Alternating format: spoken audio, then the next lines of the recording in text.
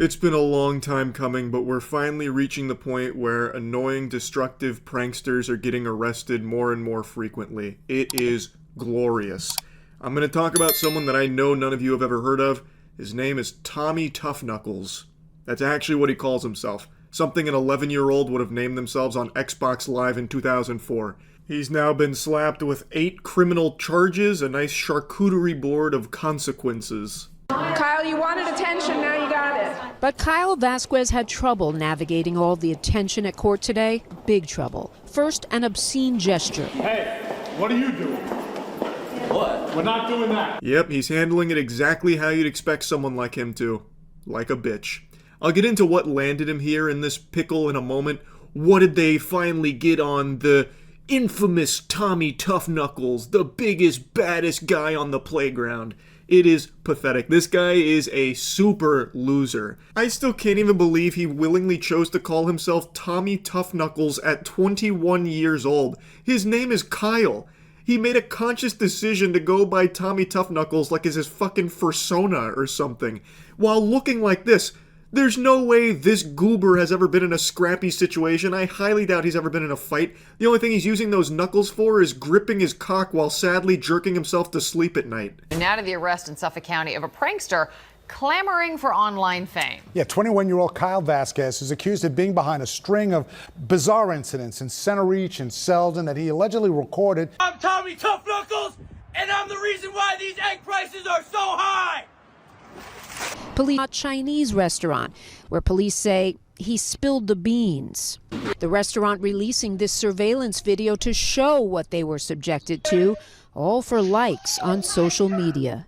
Give me your 50 gang, we'll do more! This is his bread and butter content where he just goes to random restaurants and businesses and makes a mess for them to clean up as he leaves and celebrates. So pouring beans on himself, eggs, milk, that kind of thing. And that's it. That's his prank. We get a peek behind the curtain here and get to see his cameraman friend, and he's just as much of a fucking douchebag weirdo as his prankster buddy. He's wearing sunglasses at night inside while filming this. I've said this a lot, and I do mean this. I think the life of a prankster's cameraman is even more sad than the prankster itself, because at least in a case like this, Tommy Tinkle Titties whatever, he gets some money from it. The cameraman gets nothing. No one knows his name. He doesn't see a dime from it in almost every single one of these cases. He is literally the cuck that has to film his friend getting paid for garbage. Actually, how do you look yourself in the mirror and not feel immense shame for what a failure you are to end up in a position that you're filming Tommy Tough Knuckles pouring beans on himself in a restaurant and get nothing for it? It's such a waste. Like, you really need to reanalyze how you got to this point and make some serious changes, because it is pathetic. Now, he does a ton of these. These are the two that the news organizations kept playing. But he's got others, like Otozi showed his 15K special where he does the same shit with milk and then throws milk on some random woman that was walking by. But this trash was just the tip of the iceberg for Tommy Buttfuckles. He ended up doing a couple of videos where he would go up to strangers and say, like, he has an emergency, he urgently needs to use the bathroom. Can they please let him use the bathroom?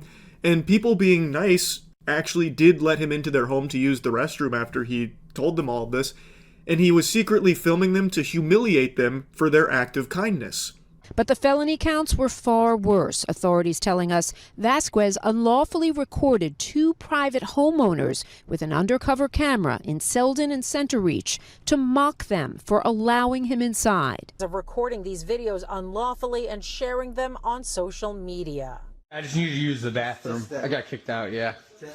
I have like a bunch of felonies and stuff, so. In this video, he jokes about having a criminal record. And while he profits from likes and views on his page, You following me, bro? Buddy ordered 5 cheeseburgers with a side of attention, and now he's really upset that that attention is being served to him. So the reporters being there is making him very mad, and in every clip that the reporters are there, he tries to, like, say, fuck you guys, and he, like, gives them the finger, and then the cop immediately brings him back down to earth by just towering over him and reminding him that he is just a tiny little worm. It is so cute, actually. Like, he wanted this attention so bad, and now he's crying about it. It's entirely his own fault for being a clout-obsessed goblin creature. Now he's made a bigger mess of his life than all of the eggs he poured on himself at restaurants and shit.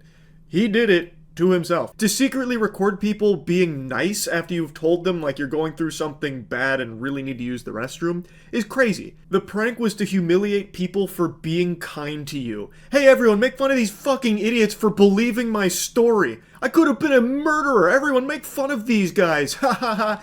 Dummies. Tough Knuckles not so tough as he then bolted from us at the courthouse, free till his next court appearance, but shielded by friends who came here mostly to twerk. Holy Toledo, did you see that sprinting speed from Tommy Buttfuckles?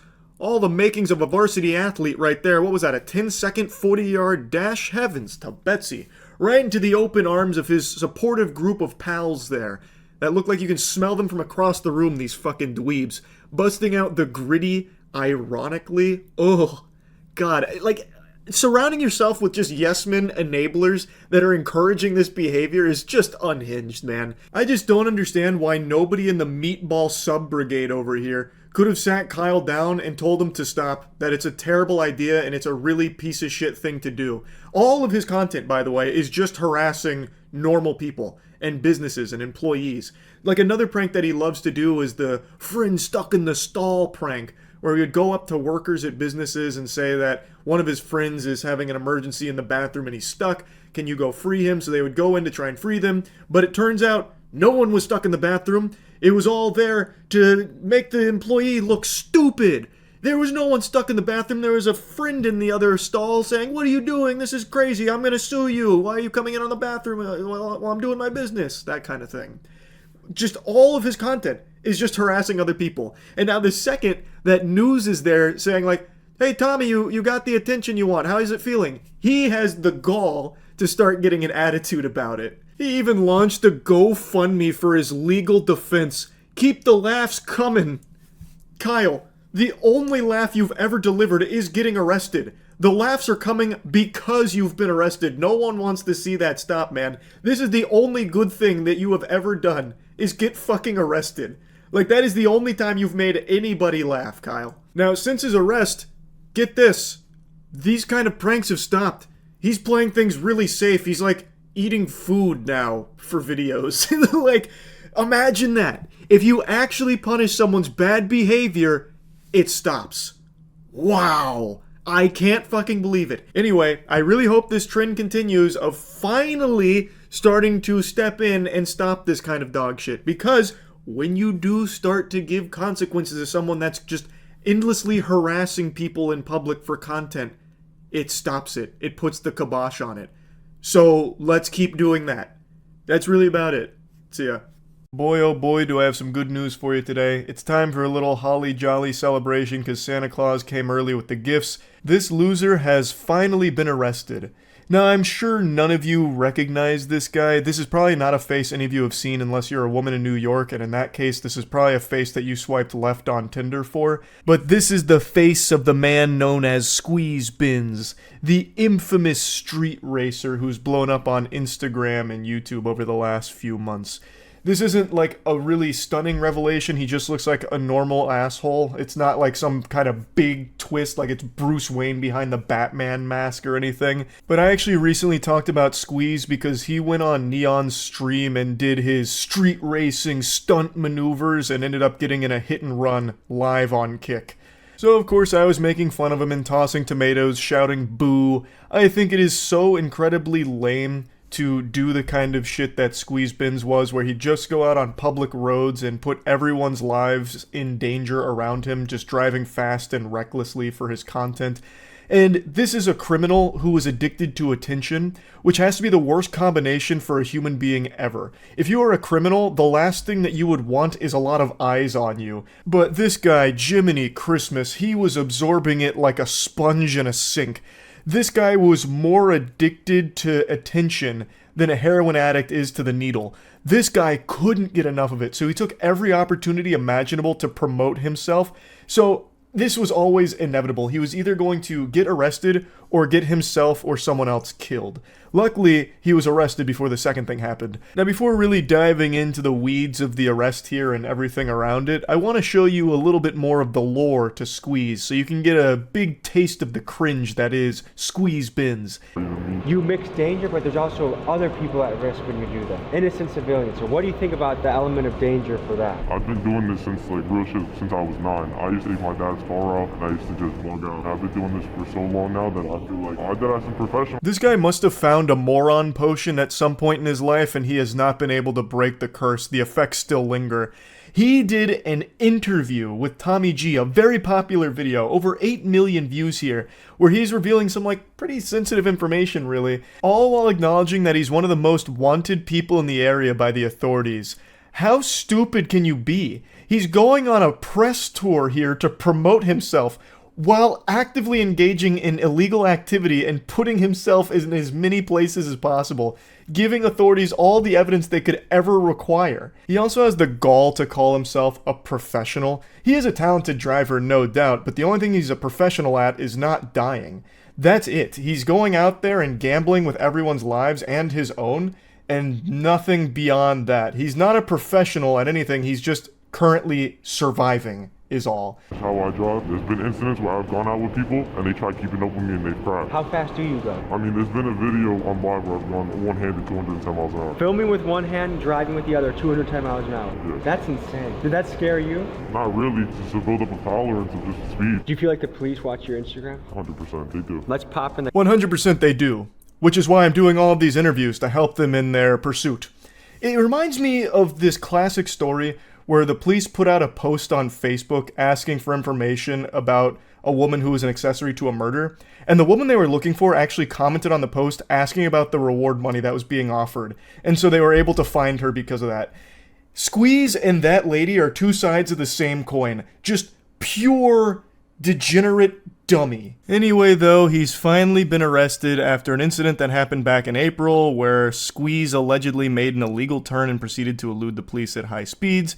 Then officers found videos of him committing various traffic violations throughout the tri-state area. Apparently the NYPD did a little fusion dance and a fist bump with another department, and they worked together and found Squeeze because he was wanted on other charges including burglary, theft, conspiracy, and more. I was reading a couple of other reports where he allegedly punched a 20-year-old man in a deli. So I'm not exactly sure what all went down there, but ultimately it ended with him getting arrested and the NYPD commissioner taking a victory lap here and dunking on him on Twitter by saying Squeeze Bins is in custody thanks to New York's finest. And then he posted a picture of his Instagram with the word apprehended slapped across it there, as if it's some kind of like busted thing in Grand Theft Auto. So Antonio going from Squeeze Bins to Squeeze Mins here, being shoulder to shoulder squeezed into a cell with other dudes, hopefully. But there's no telling if he's actually going to face real prison time. It seems he's been released because after all of this, he did make an Instagram post about how he can't go live on there. So then he made a Twitch account, which I can't find. I do see a Squeeze Bins account there, but there's nothing on it, and I think that's just an impersonator trying to capitalize off of this. His original Instagram account appears to be banned, and the only one I can find is another one that appears to be an impersonator, but maybe it really is him. I have no fucking clue. I also can't help but giggle that he decided to make a Twitch account instead of a Kick account. Like, not even this blatant criminal who has already broadcast crimes on Kick wants to make an account over there and stream on purpose. He still decided to go to Twitch first and foremost. That's kind of crazy to me because Kick is the home of broadcasting illegal activity. They don't do shit about it there. They give you like a subtle thumbs up because it's driving more traffic to their site. That should be home turf for Antonio here. Squeeze Bins would be hoisted on their shoulders like a golden goose. And yet he still said, ew, I'll just go to Twitch instead. That boggles my mind a little bit. I did laugh when I read that he made a Twitch account. I wish they'd make an example out of him here. He's not like the only one doing this kind of content, the lone alpha wolf or anything here. This is a pretty popular niche of content online where people will just put on a helmet or wear some kind of mask and then just commit crimes. And like, taunt authorities driving around recklessly, endangering a bunch of innocent people's lives on the road for content and views on Instagram and YouTube and shit. He is far from the only one doing this. So I think if they would actually give a fuck here and pursue real serious charges and actual repercussions for his actions, it could help to dissuade others from pursuing this. At least I would hope. I would really like them to not play softball here and actually do something about this. He has been caught. Hand in the cookie jar here. He has all of this evidence that he himself has compiled about his crimes and how he's not remorseful and will always continue to do it, most likely. Why the fuck would you just give him a slap on the wrist? It's also more than the dangerous driving. He apparently beats people in delis, at least according to some of the reports here. Like, this is not someone that they should just be playing like patty cake with here and saying, hey, don't do it again. All right, now get out of here. Come on, scram. Like, this is something that they should be taking far, far more seriously. I really hope that his release is a temporary thing as they build up a meteor case against him, so that way he'll actually get thrown in the slammer. There's just no excuse for it at all. Just going onto public roads and compromising everyone's safety for your content, I just think it truly super sucks. And I think the fans of this kind of content are extraordinarily annoying. So there are still like squeeze bins enthusiasts that are losing sleep over this, thinking that he's done nothing wrong. Nobody got hurt, even though in his interview with Tommy G, he says that people have tried to emulate him and they have crashed. So people have literally gotten hurt. He also did get involved in a hit and run on stream, but whatever, I suppose. Just go ahead and ignore reality here and continue to live in fucking delusional Narnia land. But, you know, hey, they're squeeze bins guys. Of course they wear diapers and eat glue. Is what it is, I guess. But I'm just super happy that he's finally been arrested, and I can only hope that they do throw the book at him. So yeah, anyway, that's really about it. So yeah. Today's been a big day for Kick Degeneracy. They broadcast 2 crimes live in the span of 12 hours. That's a new record, baby. Give it up for Kick. Huge round of applause. They're really busting new ground here. Usually it's only 1 crime per day. That's the quota, but they said, you know, hold my Johnson. We can do better. July 4th's right around the corner. Let's celebrate the only way we know how. With crime. It's nothing new for the platform. That's kind of become Kick's entire brand identity. It's basically like this quarantine zone for unhinged weirdos that the Joker would have recruited for his gang out of Arkham Asylum. And they basically set it up like zoo exhibits where edgy middle schoolers can go in and flick boogers at the glass as they laugh at the fucking clowns on the other side, getting themselves hurt for a couple of extra viewers. Anyway, I'm only going to focus on one of the crimes from today for this video. I might make a follow-up for the other one. But for now, let's focus on this baffling display of lunacy. So, a Kick streamer harassed this couple in public. The couple then started arguing with this loser, who got so butthurt that this couple dared argue with him and touch his phone as he put it in their face, jamming it down their throat like he's giving them a fucking endoscopy, that he, in response to their argument and touching his phone, pulls out a gun and starts threatening to murder them. He says multiple times that he's willing to blow them away. He's ready to kill these two in cold blood because his feelings got hurt that they insulted him after he started shit with them. You pussy. I love the POV from Nampa Stream Prime. It shows the real you. You gotta appreciate your height, your balding, and your few palma art. Who's gonna sock who's gonna sock him in the face? What are you doing? You better let go of his shit. But do you want to suck him in the face? Turbo Douchebag has his chat on screen, and I had to censor it because they just keep saying some awful shit and putting links to things that I have no idea what they are, but I'm not taking any chances with it. They just keep calling this woman a whore. So he went up to her, he started insulting them, and then the chat was like, whore! What a whore! Look at her! There's a whore around! Hey, anyone else just sneeze? It's because we're allergic to whores! That's like his whole chat. Great community he's fostered here, and that sounds about par for the course for this kind of content. If you can even call it content, all it is this guy trying to turn himself into a human punching bag, but he's so fucking sensitive he can't even play that role well. He can't even be the heel. So the second someone challenges him, like here with the woman, like insulting him and then like slapping his phone, he snaps and brings out a gun. Oh yeah, I got burnt, bitch. Shoot her. Shoot her.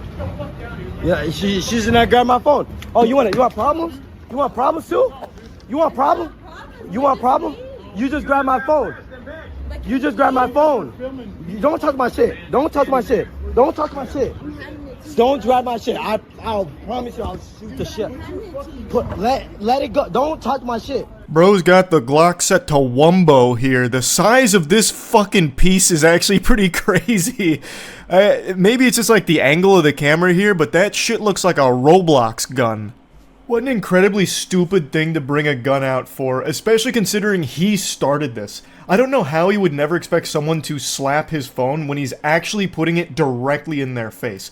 He is basically the one that's instigating a physical confrontation, not only by being an insufferable douchebag that's harassing random people, but he is getting as close to their face as he possibly can, like trying to put their skin under a microscope. Like, I have no doubt if you looked at his footage, it'd probably look like Ant-Man when he was shrinking to get to the quantum realm. Like, he is so close to them, and the natural human instinct in a situation like that is to swat that garbage away. Like, I don't know how he wouldn't expect that. I promise you. Why would you grab the shit on my phone? You don't understand what trouble you're getting yourself into. What trouble? Let go of my shit. I promise you I'll blow you away. I promise you I'll blow you away. We're gonna leave. I promise you. You about to get blasted. Alright.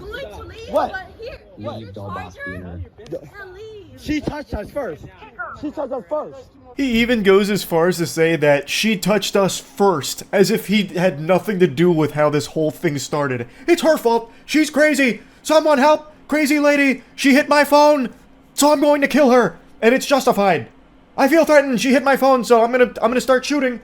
Alright, it is 100% his fault, and he is 100% a bitch for this. To pull out a gun on two people that you've just harassed and are now willing to kill because they dared argue with you and touch your phone that you were shoving in their face, you are such a piece of shit. Alright, I could. It's public. It's public. Put your fucking Alright, yeah. Fuck out of here. He fucking sprayed, dude. He fucking sprayed. He sprayed all Get of out us. of here. Alright. Fuck out of here. I'm a fucking... You stupid. Now you can hear the other guys say, you sprayed everyone, so I'm thinking what happened here based on the rest of the clip and also the events preceding it. One of the people on this goober squad, the fucking goof troop here, actually maced the couple. The Charmin Ultrasoft squad not only brought out a gun, but then also maced the couple because they dared argue back after being harassed by this loser, and then slap his phone. That is craziness. To me, this seems like these streamers are using this content as a convenient excuse to try and get a rise out of people and then assault them. So they bring mace, they bring a gun, I bet they also have fucking taser too, maybe brass knuckles, like what else did they bring here? A fucking golf club to go Last of Us 2 on someone? It really feels like they just want to hurt people and they're using these pranks as a vessel to maybe have some way of doing it and trying to argue that it was self-defense, like, oh, they just reacted really bad to our prank, so we had to shoot them, or we had to mace them. It's unhinged. It's absolute insanity. No, you guys, my face is burning. Dude, my fucking eyes are burning. I don't know what you guys are doing. Come on, let's go. Fuck out of here. Like, what is that extra? Hit the away. All way. Hey, listen, hey, yo, just right now. Your bitch started shit. I don't record, you dumbass. Just go. If you don't... The delusion with the statement this guy just said was like hearing the brown note. I almost shit my pants. It is so unbelievably, unfathomably delusional. My body just had like an actual reaction to hearing it. He said that they started it, the couple, and that he's recording it, dumbass. Brother, this is incriminating for you guys. You have recorded your own crimes here. You're doing the police's job for them. This is not going to make that couple look bad or look in the wrong. It's you guys. Don't talk to me. You got problems too. You want problems? For what? I need What's up? You want problems? Yell blaster. I'll blow you away. Really? Really? Okay, alright. I don't want to fight you, just go, dude. Why don't you want to fight me? Because you guys are fucking generous. I'm not a... Bro, I will literally just fuck you up. Like, literally got the cayenne pepper. You guys can't. You guys use pepper spray. Your boyfriend's a bitch. Your boyfriend's a bitch. says the guy that just pepper sprayed them. He panicked because they dared insult him and argue back, so he went into his fucking toy box to pull out every little gadget and gizmo and doohickey he could find. A gun, pepper spray, it's crazy. They got crazy as fuck for no reason, LMAO. Bro, why she grabbed this shit? She got me pissed. Yeah, me too. That was how I would took her hostage and fuck her in front of him. You need water? Act like nothing's wrong. Bro, I'm fucking dead. Bro's Glock is fat as fuck. Shit ass tweaking. Huh? We all did initiate the confrontation. Why? What we put in our handbag? No, what? No, stop. No, I don't want problem. I'm relaxing, sir. Sir, I'm just recording. He didn't do nothing. Don't move. You know you just recorded everything, right? So you saying to the officers that he didn't do anything is immediately disprovable by just checking the VOD that you filmed, you absolute bumbling moron. Holy shit. So one of the guys he threatened to shoot went and got some nearby officers here, who then took matters into their own hands to arrest him for literally waving guns around and pepper spraying people. Control 60 by give us a red Cromwell. Sir, I'm relaxed. Hey, you go. Turn around. Turn around. You don't have to stop that. Fuck the cops. Don't hurt me, please. Don't hurt me. On your stomach. On your stomach now. This is such a fitting conclusion here. He starts whining and screaming, "Don't hurt me," after he just pepper sprayed and threatened to shoot an innocent couple over an altercation he started for his dog shit stream. You couldn't write a more fitting, poetic ending to this stream, and it happened so quick after the event. I mean, that's absolute cinema. Don't reach. I'm not on your stomach, bro. Put your hands back. Put your hands back. I didn't do anything. Sir, fuck all these cops. You're not fucking listening. I am, sir. I'm sorry. Actually amazing how they keep saying that they didn't do anything, they're innocent, when all you have to do is rewind the stream 30 seconds to see him have a gun in his hand, threatening to blow them away. Actually just threatening to murder people, and they also ended up pepper spraying innocent people as well. All from shit they themselves started. And the chat was going on about how corrupt the cops were and all of that, when that's a bunch of hooey. They had just been told that there is a fucking lunatic that's waving a gun around threatening to murder people and also just pepper sprayed a bunch of people. Like, the cops are responding to that. That is a dangerous person. That's a threat. And they handled it pretty well, all things considered. I can't see exactly what happened, which led to the takedown, but from the angle, it seems like he tried to, like, run up the escalator, so then he, like, grabbed him and took him down, but I can't quite tell. But regardless, this guy has a gun that he's clearly not afraid to just bring out and threaten to kill people with. So, I think they responded pretty well, all things considered.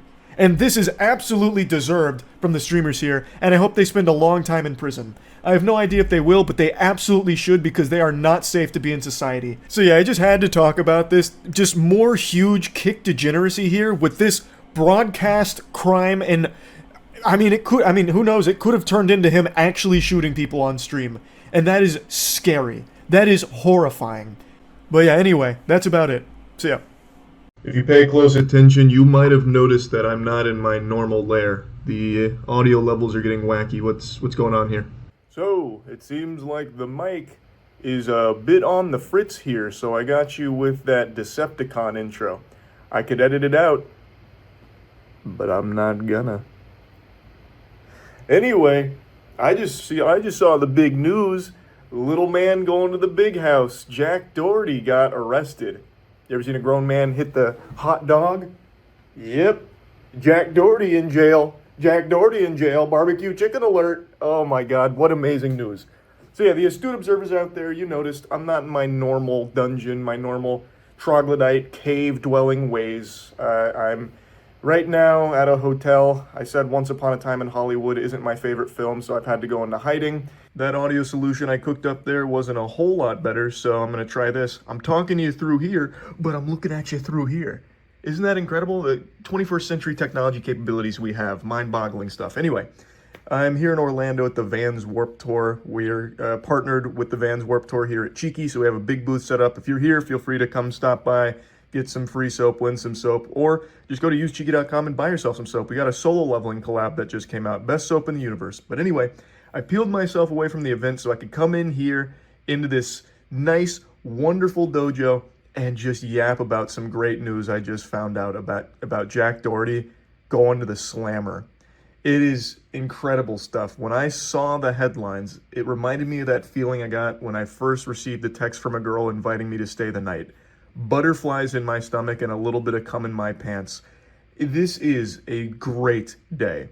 So let's go ahead and look at the arrest footage together, and then we'll dive a bit more into the spaghetti and the meatballs about what actually unfolded to lead to such a miraculous series of events.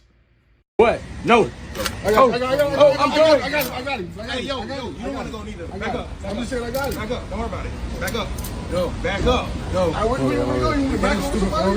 Chill. Go to the sidewalk now. Go to the sidewalk now. You want to go with him? You want to be fucking funny. Go to the sidewalk now. You want to be funny? Tell you down the street, go on the fucking street. I know who the fuck you think you are, bro.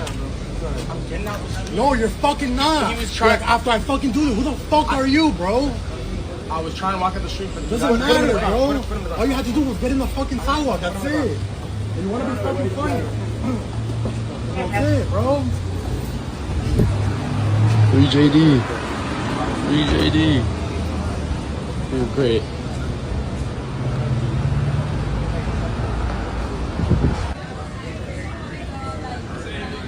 He's trying to make a video. Everything gotta be some goddamn content, man. What? No. If that doesn't put a smile on your face, nothing will. That would make even the Grinch's heart grow 3 sizes, seeing that arrest footage there. The officer repeating, "Who the fuck are you?" right to Jack Doherty's little face there. I know that was soul-crushing. That was a dagger. That was a wooden stake through the vampire's heart, hearing the officer just bitch on him like that in the arrest footage. But yeah, anyway, Sack Doherty here, 22, which, by the way, what a brutal existence being 22 years old and looking like that. Goober still looks like he puts his teeth under his pillow waiting for the tooth fairy to leave him a quarter. I wouldn't be surprised if this dude's asking for the coloring sheets at restaurants that he pays visits to. Even his mugshot, he looks like he's posing for the middle school yearbook or something. This guy just super sucks, and he literally looks like a baby man. It's got to be awful. It's actually just got to be truly terrible. But anyway, he was charged with possession of a controlled substance, possession of marijuana, and resisting an officer without violence, according to the online booking records. The charging records accused Doherty of possessing amphetamine as well. So it's all drug charges. I haven't passed the bar, so I don't know how serious all of this is. All I'm saying is I think we can pump these numbers up a little bit here, get some more charges on the books here. I think it requires a further investigation. There's a good chance he was transporting uranium-235 in his prison wallet. All I'm saying is we've got to take a peek. I definitely think there's some more charges we can find to slap on there for sure. Maybe there's some rumors of Jack Doherty looking to steal the Declaration of Independence for some content. The Miami Beach Police Department remains steadfast in its commitment to maintain public safety and order throughout the city regardless of celebrity status, is what the agency said in response to all this. It's very cute that they say celebrity status because Jack is not a celebrity. He is a knuckle sandwich magnate. I guess he's very popular for eating fists, but he's not really a celebrity per se. He's just this public spittoon everyone likes to take turns spitting on.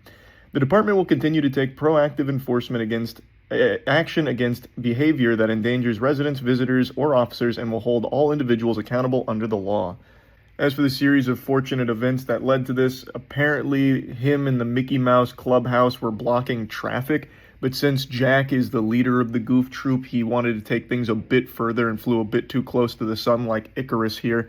Around 3:12 a.m. Saturday, Miami Beach police officers were conducting a high-visibility detail when a group of individuals entered the roadway from the east sidewalk into northbound lanes. A man from the group, identified as Doherty, separated from them and attempted to engage officers to create video content, positioning himself in the middle of the roadway with passing vehicular traffic and creating a significant safety hazard. I just can never understand. I can't wrap my noodle around Jack's persistence to try and present himself as a tough guy, where he's even going to puff his chest out at police officers and then hide behind his security. That's become his go-to strategy. That is his anime finishing move. He causes a ruckus and then hides behind his much larger men that are paid to protect him. The people that are paid to put up with him are the ones that he just tries to hide behind while slinging insults and just being a douchebag. And that did not fly here with the officers. So in an effort to clip farm here by I don't know, trying to be a big man on the officers and then hide behind his security guards. He ends up getting arrested and then charged with a lot of ancillary drug charges as well that they happen to found. So they began issuing multiple commands to get him off the roadway, but he kept refusing. Even his group was apparently urging him to comply, like they were tugging on his nipples, like, Jack, come on, we got to get back there, please. But he was just so fixated on trying to get just a crumb of attention out of all of this for his god-awful content. They continue warning him that he would be arrested if he continues. And his response was apparently, once I'm done with this bet, which is a fucking stupid bet in the first place, just go play in traffic. That bet is someone hoping that you'll get yourself killed. And Jack doesn't realize that. Miami Beach police safely apprehended him in the middle of the road, and due to his deliberate refusal to follow lawful orders and continue to obstruct traffic. They then searched his person, found half an orange oval-shaped pill with 3 imprints on it, consistent with Schedule 2 amphetamine, as well as a black plastic container holding 3 hand-rolled suspected cannabis cigarettes weighing approximately 4 grams combined. So they got him. That's enough to put him away there for a little bit. They posted his bond. I don't know if he's made bail or not yet. I'd always heard rumors that Jack actually doesn't have any money left, and since I haven't read anything about him being bailed out, maybe that's very true. Maybe all of his money goes into drugs and his security guards to hide behind. I don't know. What I do know, though, is that this is a feel-good story. This is one of those things that's gonna make you smile, and I think that's a wonderful thing. Jack, this might actually be the best thing he's ever done. They were saying that he was doing this as like a joke or something earlier, but he's never made a good joke in his life until today. The closest thing he'd come to making me laugh in the past was when he crashed his McLaren, but this one was special. He had me giggling, so thank you, Jack. The only thing I wish is that you had waited for me to get home so I could properly make a video about this instead of having to just, come together and haphazardly throw some shit here to try and make something on it. If you don't mind, when you do get out of jail, could you do it again, please, an encore performance and go back? So that way I can do it from my comfortable home setup instead of this. But anyway, thanks again, Miami Police Department, for arresting Jack Doherty. Great stuff. Excellent work, officers. And Jack, fuck you. Good stuff. Just wanted to share this with everyone. All right, I'm going back to the Vans Warped Tour. That's about it. See ya. Last month, a group of scammers successfully stole $240 million from a single victim. But their success was short-lived. This group of dweebs lasted about as long as Concord did, because within a month, they were caught and assets frozen, 2 of them already being indicted, and it's all thanks to Zach XBT. This is someone I've talked about before. This guy is like Jason Bourne. If he's on your tail, your goose is cooked. Zach XBT is a scammer's worst nightmare. Him and CoffeeZilla I have the utmost respect for. They do incredible work with holding these pieces of shit accountable and catching them. And Zach XBT spearheaded this crazy investigation where he got everything. Like, he has probably more information on these guys than their own parents do. He's probably got all their fucking report cards from 2nd grade till they graduated. It is wild. And there's also video footage of them committing the crime. These goobers got the biblical smackdown put on them by Zach here. And since there's video recording of this, we get to hear from them, and holy shit, you get to hear just how sad and pathetic these dweebs are.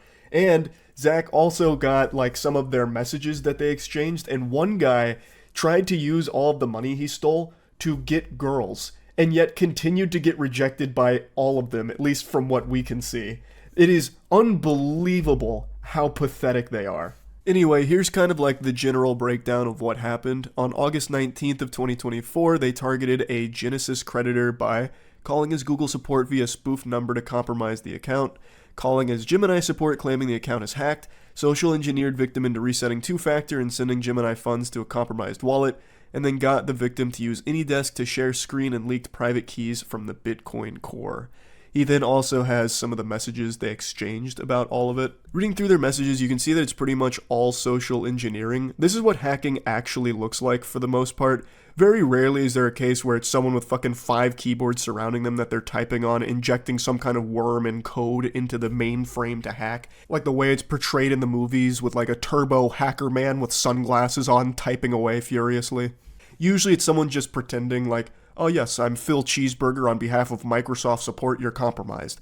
That's usually how it goes. So like reading through it, what you can do is please just take a picture of the last 4 of the private key. You can crop the rest out and just please take the picture for now. You don't have to send it anywhere. So like they're just giving lines that they can feed this guy to convince him to do what they need in order to steal his money. They're basically just choosing dialogue tree options in a Bethesda game to try and steal people's shit. No way. No fucking way. I see it, bro. It's on the blockchain. It's on the blockchain, bro. No fucking way, nigga. Oh my god! Oh my god! No fucking way. Yo! We're done! We're done! I'm spazzing out! Do you know how much money that is? It's a quarter of a bill. Probably. Spent 3 ways or is it 4 ways? That's It's pretty pretty funny. Pretty 10 pretty funny. I'm gonna lose my shit! I can legitimately hear the Cheeto dust and fedora that the guy's wearing who keeps saying, probably a pretty penny. Probably like 10 pretty pennies. He sounds so fucking congested. Like I'm congested out the wazoo right now. But even I don't sound that bad, I don't think. Good lord, brother, holy. Dude just sounds like a wedgie magnet. It's actually baffling to me that they pulled this off and then had all of this evidence that they themselves gathered against themselves. Like, this is a private recording of them. You steal $240 million and you leave the biggest possible digital footprints. That's mind-boggling. Zach XBT claims that he has over an hour and a half of footage of these fucking goobers. There's also times where they slipped up revealing full names and other important information that Zach was able to gather. And the one I really want to focus on is Malone. Zach got some really good information on Malone because this guy loved to flaunt all of this shit. So he gets all this money and immediately starts spending $250 to $500K a night and giving out Birkin bags to random girls. There were girls on TikTok that were walking away from his parties just carrying Birkin bags, and I guarantee he didn't even get so much as a kiss on the cheek for it. This guy was blowing $500,000 a night to try and get laid, and I guarantee he's still a virgin. He even bought his crush a pink Lamborghini as well as 3 Birkin bags to try and lure her in and make her fall in love with him because of his money, and it doesn't work. He reaches out saying, I got you a present, we'll call it an early birthday gift, a thank you gift, I appreciate you so much, heart. And all she says is, I am taken once again, and he says, I don't care. Malone, I know you care. Dude probably fell to his knees, crying into his hands, all this money, and he still cannot get a girl to be interested in him. Seems like he's using every doubloon that he stole to try and buy a girl's heart, and it is not working for him. She just shuts it down immediately, reminding him that she has a boyfriend. Like, that's so good. She doesn't even say thank you, by the way. This guy must actually be a huge nuisance, like a big piece of shit. She doesn't even bother to try and thank him. He must always try and use money as leverage on people or some shit. Because she doesn't even entertain the idea for a second. That is so good. There is a part of me that hopes that she did at least still take the keys from him for the pink Lambo and then have the boyfriend reach out telling Malone thanks for the car. That would be the cherry on top. Now, Malone is one of the 2 that have already been indicted, so we get to take a look at this Casanova right here. This is the guy. We get to put a face to this pathetic douchebag. He was very public with all of his money and all of his spending too. So Zach XBT actually pulled up his Instagram and some of the photos on it where he'd flaunt the money that he stole and what he spent it on. Here's one from his Instagram page, which is unfortunately private now, so I can't peruse to see what other bangers might have been on there. But I love how even in this photo, Malone is like the least visible person there. His 2 friends are front and center and Malone is in the background. Even in his own Instagram post, he is not like the main focus. This guy must have just been like a perpetual fucking loser, even in his own friend group.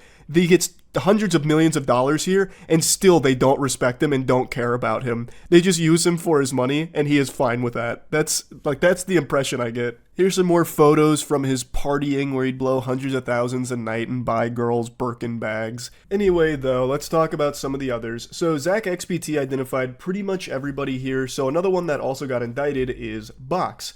Now, Zach was able to find not only the information on these people, but also where all the funds were coming through, which led to a lot of the funds being frozen, as I understand it. I highly recommend you go to ZachXBT's actual Twitter page if you want like a full in-depth breakdown on how he did all of this. It's extremely impressive, and I'm too stupid to fully understand all the ways that he was able to pull this off. But what I do understand is that Zach fucked him. Like, he absolutely went wild on him. And now, 2 of them have been indicted, and I think it's only a matter of time before the rest will also face justice too. Overall, though, after reading through it all, I'm pretty surprised at how effective this was from these snot-nosed weirdos. They didn't do anything particularly new with this. It seems like pretty standard by-the-book social engineering with the Google support phone call, that kind of shit. That's something people have done for years. The method by which they actually took the Bitcoin is pretty different. Like, I haven't seen that done before, but to actually get in the door through this social engineering method is something that has been done for so long. I am just kind of surprised that it still worked this well for them with someone that had that much money. You would think that they probably wouldn't fall for something like that, but what's been proven time and time again is that just because you have a lot of money doesn't mean that you're super fucking smart. So they got very lucky that their victim played along, even gave them screen control, and they took that money. And the victim is very lucky that ZachXBT was on the case to catch all the people here and maybe at some point even get the money back.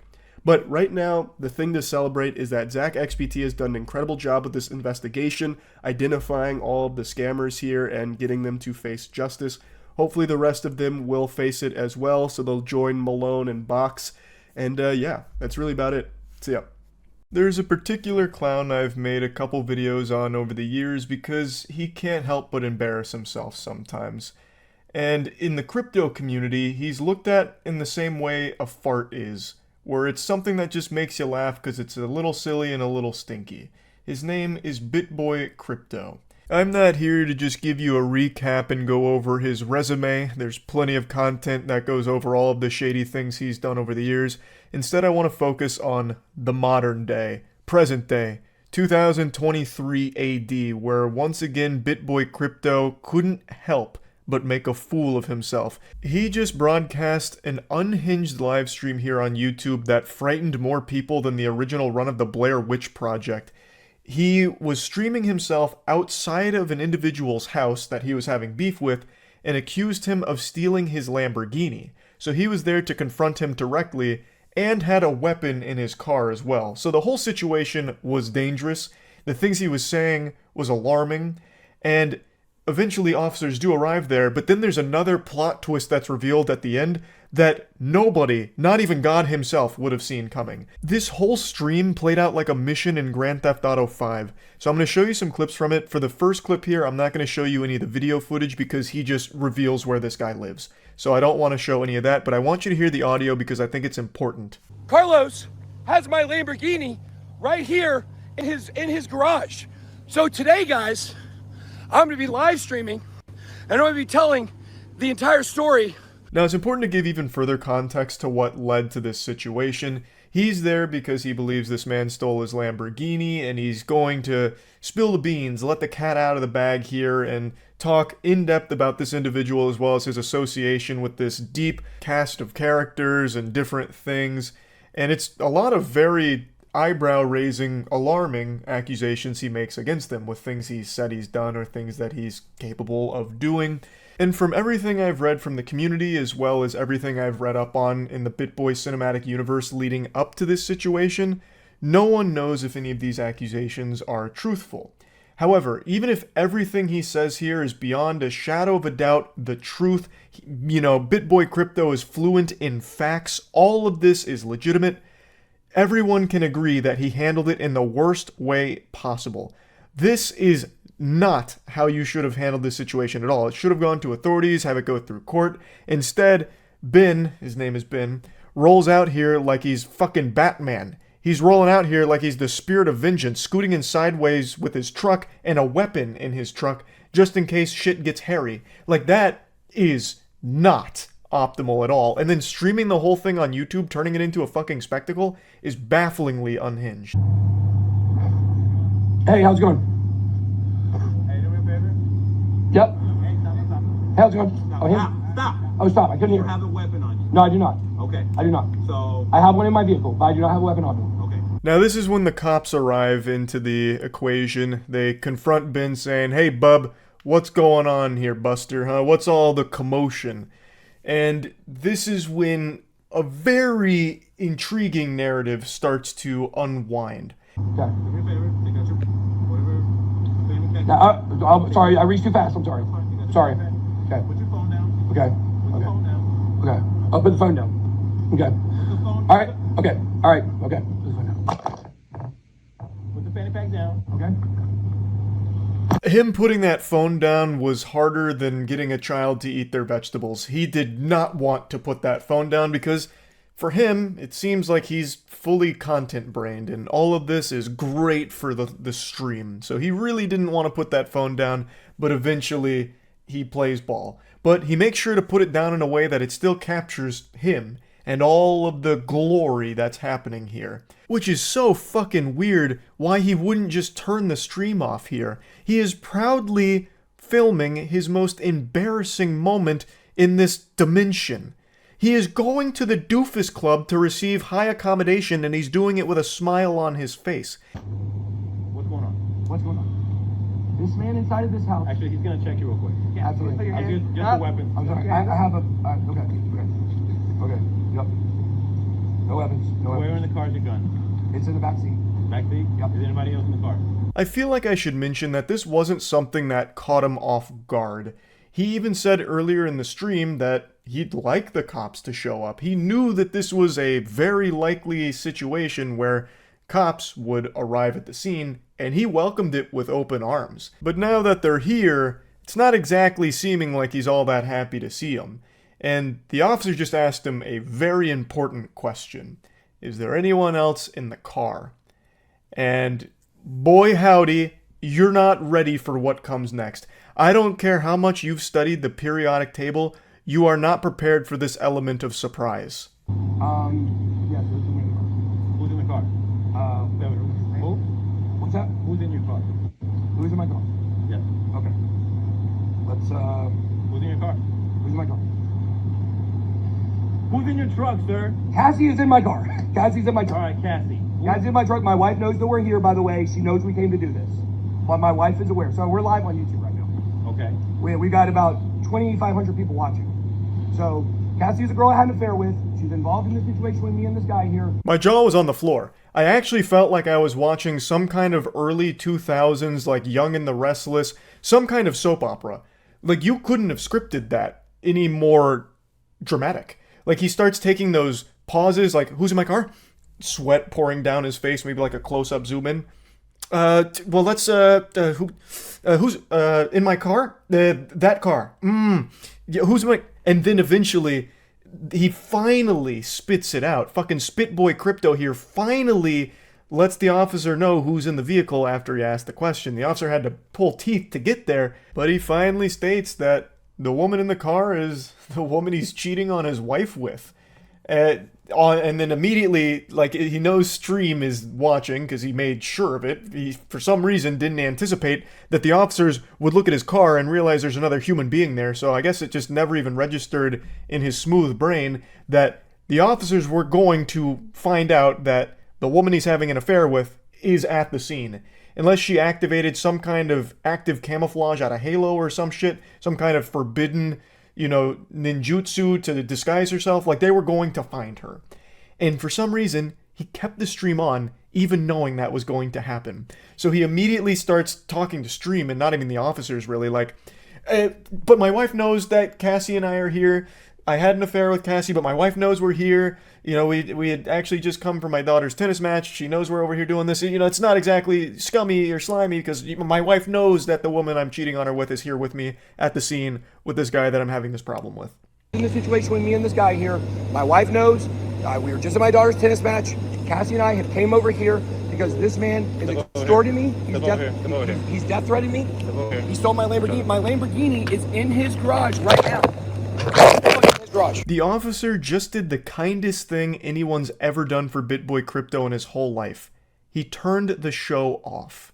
He takes his phone, turns it face down so that people can no longer see all the action and all of that.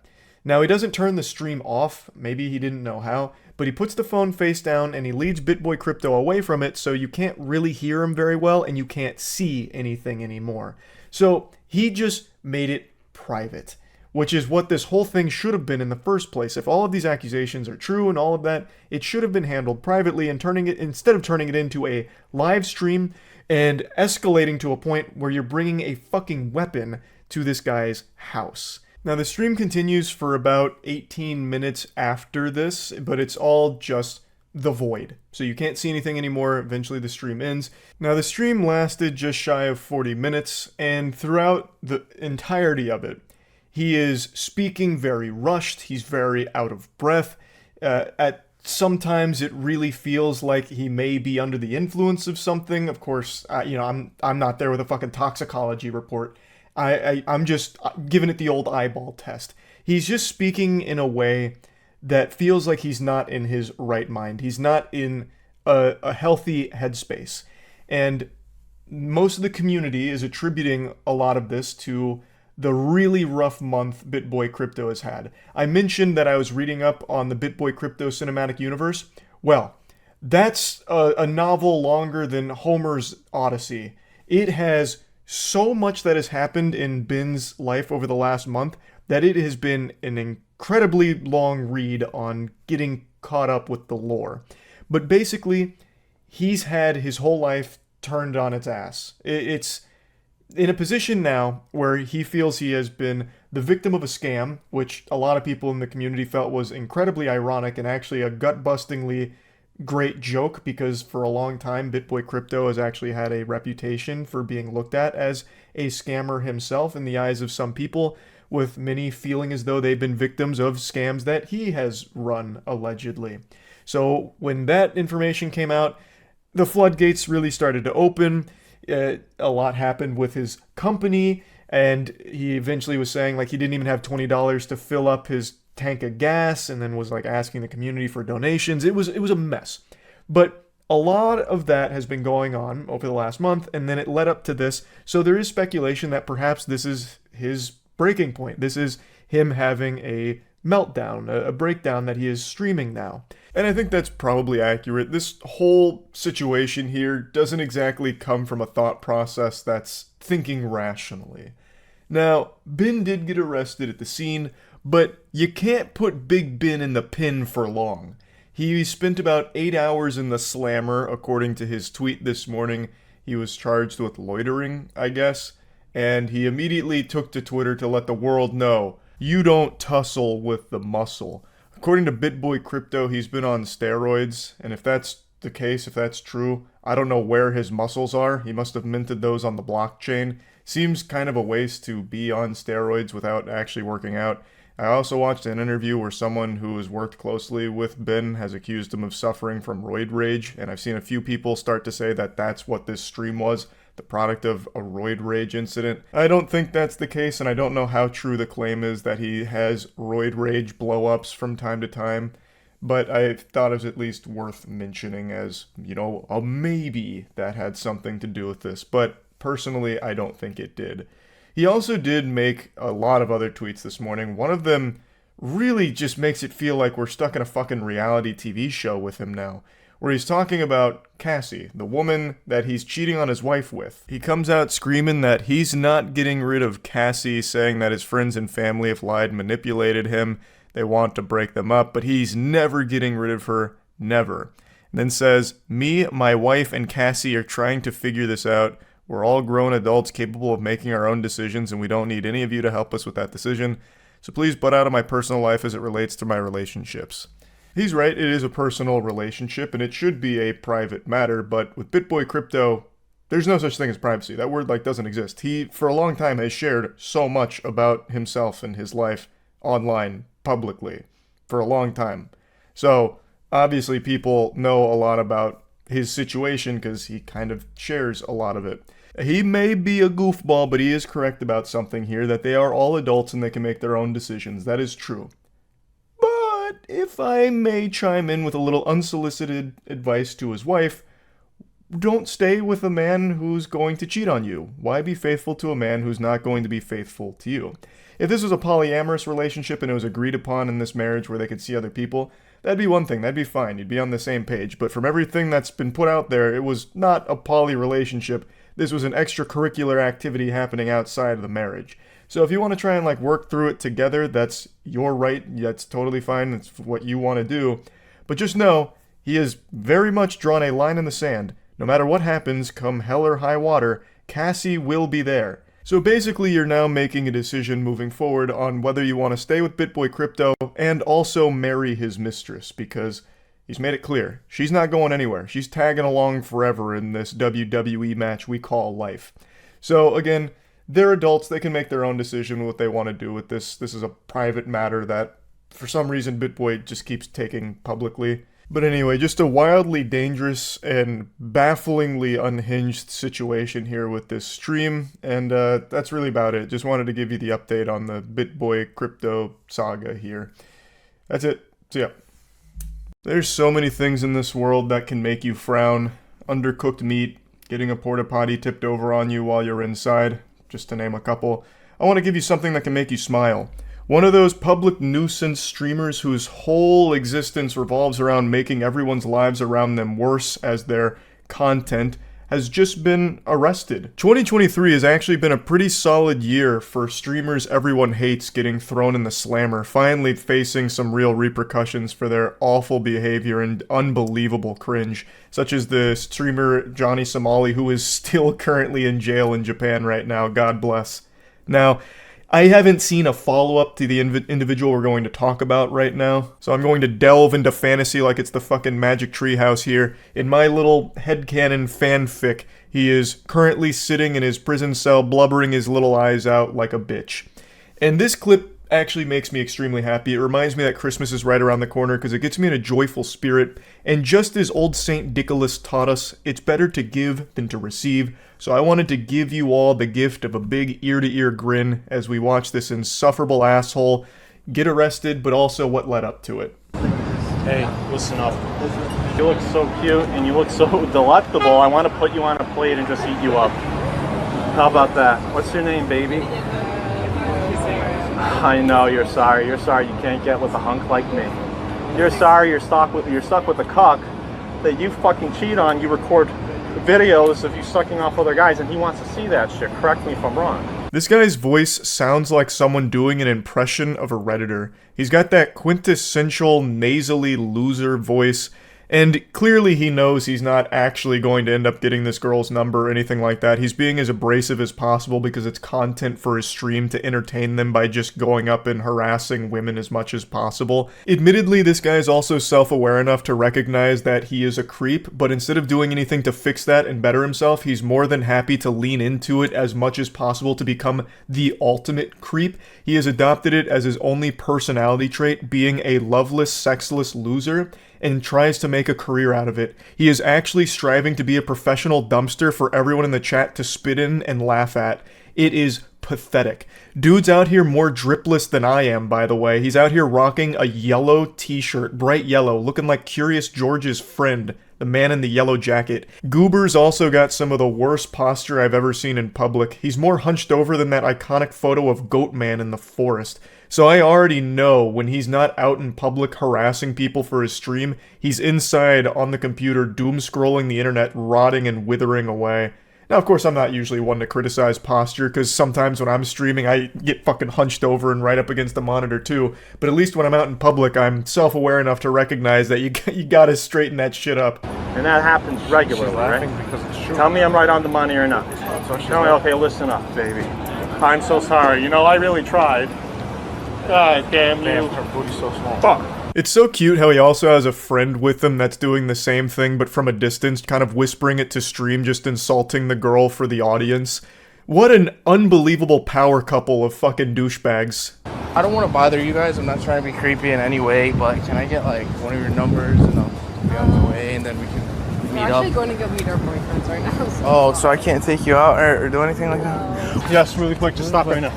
Sorry. Doesn't matter what you want. Do you want? We're just, here's what we're wondering. I'm sorry. You're just so fucking hot. That second encounter right there is nightmarish. This girl's walking on the street alone. Two weirdos come up to her and say, "It doesn't matter what you want." And you could see her facial expression drop, just completely sink into a panic mode. I have no doubt she expected to be attacked by them or something, and you can see she picked up the pace. Because who wouldn't? That's a fucking weird thing to have happen. That's frightening. And especially from these two guys who are just walking around, camera out, coming up to you in the middle of the night. Like, what the fuck? This whole shtick sucks. It's just going up and bothering people who are just going about their night. Just randomly coming up to women. "Hey, pardon me, toots. Unsucked penis is a disease and I'm suffering from it. Are you the cure? You should be." Well, it's fucking dumb. And it's a lot worse than that. It's worse than just going up and doing cringy lines. It's sticking around, bothering people, and in this case, scaring a woman who's walking home alone. Want to be my girlfriend for 5 minutes? Do you want to just kind of go on a little date? We're gonna walk for a bit. Okay. Just a pinky. Okay. Pinky? Oh, you can hold my hand. Oh, Yeah. So, Hey, I'm here with my girlfriend. I'm here with my girl. Can you guys just shut the fuck up? I'm here with my girlfriend. Okay, Just shut the don't fuck scare up. people, Get the fuck out of here. I'm here with my girlfriend. You're making too much noise. Get the fuck out of here, asshole. Fucking prick. I'm so sorry, Luna. No, this is dumb. Please. No, I was just protecting you. No, I was I don't protecting you, want that. baby. No, Please. Ha ha, you get it? The joke is he's just pretending to be an unhinged lunatic. I don't know why you couldn't understand the gut-busting comedy of that. I'm gonna toss a quick fun fact your way, so get ready to receive it. About a month ago, I made a video going over shitty streamers like this guy and his friend, and I'm almost 100% certain that this is the same guy that ran away when someone he was harassing finally took him up on the offer to fight. He was the guy that instigated a conflict, and then the guy he was doing it to said, "Alright, let's just settle it right now." And immediately this guy bolted off. I'm being very generous with that term. Bolted in the same way that an alcoholic zombie would stumble across the street, because this guy is not athletic at all.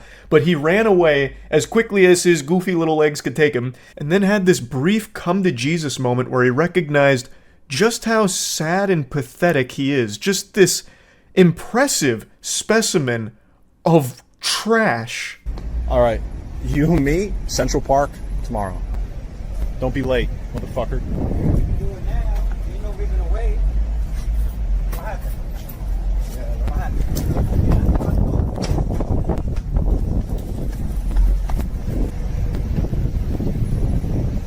Alright.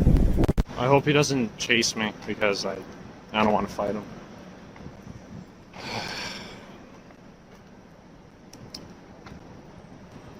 Am I a pussy beta? Perhaps. But I don't know. Using all the latest and greatest in technology and summoning the world's leading forensic experts to analyze the footage here, I think we can all conclude with a high level of confidence that this guy and the guy that I've been showing you who's about to get arrested here on stream are the same person. There's just no way that this world is forsaken enough to allow two people that sound, look, and act like him and stream like him to exist at the same time. I just don't believe that. It's the same person. I'm pretty sure of it. You love it. you know that there's like a... Excuse me, what's going on? What's going on? Relax. Put your hands behind your back. Put your hands behind your back. What's going on? You're being placed under arrest. For what? I'll tell you in a minute. Yeah. You just want to talk to you, you want to run. All right, now we're going to put you on your side. So they're arresting Carl, guys? Carl did nothing wrong? Ah, yes, the good ending. Tugs on your heartstrings. It's a beautiful thing to witness. You love to see that. I can't imagine a more fitting conclusion here. I don't know why his buddy's saying he did nothing wrong. He immediately tried to run from the cops who were about to start talking to him. You can't do that. Like, what the fuck? I imagine they got called there for a disturbance, like, hey, there's this weirdo and his weirdo friend that keep harassing everyone nearby, so the cops are coming to tell him to, like, cut that shit out. And then Chief Goofball here immediately tries to run. Well, it's not really a run. This guy and run don't really go in the same sentence. He takes, like, two fee-fi-fo-fum steps that kind of resemble, like, speedier movement, and the cops are like, nah, putting the kibosh on this, and they just tackle him, they take him down, and then stand him back up. So, again, I don't know what the update is. I don't know if he's still in custody or what, or if there's any charges. I couldn't tell you. It just makes me happy to see that. It's just a big ol' asshole getting taken off the streets there. So, I thought that might put a smile on some of your faces. That's about it. See ya. I'll just say it out loud with my whole chest. I love learning about useless, meaningless internet drama. It's one of those things where I spend an embarrassing amount of time reading every little niche tiff that a community has, going to every single facet of the internet, learning about what kind of controversy or what drama is happening over there. If I spent that same amount of time that I do reading about internet drama and instead spent that time learning useful skills, I would have been able to master like 5 different skills right now, like some really cool special things like juggling and clogging. But instead, I just learn about nonsense. It's my main vice, and it's more addicting than heroin, and I recognize that it's a pathetic hobby. It'd be less embarrassing if I just made fursuits in my spare time than read about internet drama, but regardless, the reason I'm talking about it today is because I recently watched Wavy Web Surf's new video on YouTubers that are in prison, and I was confident that I would know everyone that he was about to speak on, and I did know all of them, except one. And that surprised me because the one I didn't know is really a fucked up situation that I feel most people probably weren't aware of, because when I look up this person's name, there's only one channel that's ever really talked about them at length, and that was Philip DeFranco. Now, Philip DeFranco talks about something Pay Money Wubby talked about, which was the really weird fetish of breastfeeding videos on YouTube, where it clearly wasn't educational and they weren't breastfeeding their kids for the sake of like getting them nutrients, you know, like the actual biological function of breastfeeding. They were filming this because it was fetish content to some really sick weirdos that were watching it. So he was focusing on the entire depraved community and only briefly mentioned the person we're about to talk about, Lee Felton. Lee Felton was once a piano teacher, but after her husband left her and her child, she then got desperate for money and started posting breastfeeding videos on YouTube that were clearly meant to be sexual. For those that don't know, YouTube has always had an exception to their nudity policy if the content is educational. And they used to have that for artistic expression as well, but that started getting abused. A lot of people recognized a loophole there where you could claim anything was artistic and then just have full nudity on YouTube. I remember a couple of classic bangers, such as the girl who opened a can of SpaghettiOs with her pussy and then like dumped the SpaghettiOs on the floor and called it modern art, or the absolute timeless masterpiece of the older woman who dressed in a morph suit but then cut the pussy out, so she just have her vagina on full display, and then she had a man pick her up and carry her around while she peed everywhere in a circle. So that was hype. And eventually YouTube recognized that this was getting abused, so they don't really have that exception for artistic nudity anymore, at least not like they used to, but it does still exist for educational content. So things like how to administer a breast exam, or like how to do a Brazilian wax. If you look up that kind of shit, you can find full nudity because it's people trying to educate, even though a lot of people will recognize there's bad actors here, once again just using that educational loophole for porn on the platform. But the point is, and there's also naked yoga on YouTube, fully nude yoga that they claim is educational on poses and how the human body reacts to the poses. I'm getting sidetracked. There is a loophole for nudity on the platform as long as it's educational. And Lee Felton, it took advantage of that. She started making this breastfeeding content where she just had her titties out and she'd have her child being breastfed. And she made a lot of content like that and then started to recognize that her audience wasn't women trying to learn how to breastfeed. It was creepy, absolute fucking worms that were watching her to jerk off. It was sexual. So she started to lean into it. Lee reportedly made breastfeeding videos where she rubbed herself and her child down in oil and shoved her breasts in the baby's face. Lee would give her videos titles akin to something you might find on an adult website. Titles such as Slip and Slide and Mommy's a Whore. Jesus fucking Christ. Jesus fucking Christ is right. So Lee Felton turned to the ultimate dark side. She was not only producing this pornographic material, but she was selling unlisted links to the videos to these absolute fucking degenerates. And you can clearly recognize the big problem here. She was producing pornography that involved an actual child. According to reports, a Wisconsin man was apparently busted purchasing Lee's content by his wife. And after discovering the repulsive videos, the wife reportedly felt into authorities. And hopefully the wife also left the husband, because that is an absolute unhinged weirdo. And hopefully he was also charged with purchasing child pornography, because that's what this shit is. you have porn that involves a child. It's child pornography. And initially she was facing an absolute grocery list here of charges, 34 counts of capital sexual battery, plus other charges of promoting a sexual performance by a child, possession of child pornography, and lewd and lascivious molestation, crimes that could have carried a life sentence, but she was only found guilty on one of the charges, which carried a 10-year sentence.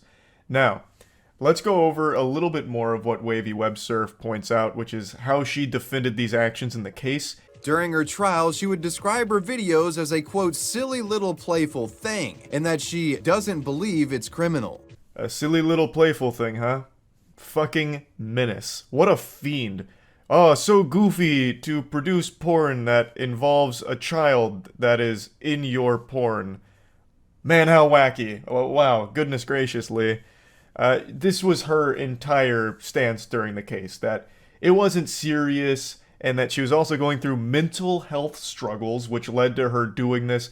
She said that she had finally got attention that she had been craving for so long, so she leaned into it even further, but it was never serious, and it wasn't criminal or bad or anything. It was just a playful thing that she was also charging money for. That was clearly sexually charged, because a lot of the titles like Mommy's a Whore and Good Little Boy were being sold as the unlisted videos, but for some reason she still tried to play it off like, oh, it's just so silly, that's all. You guys are overreacting. That was her absolute lobotomized take during all of it. And her lawyers were just as smooth-brained. They tried to argue that everything she did was protected by free speech. I'm not even fucking kidding, I'm not making that up.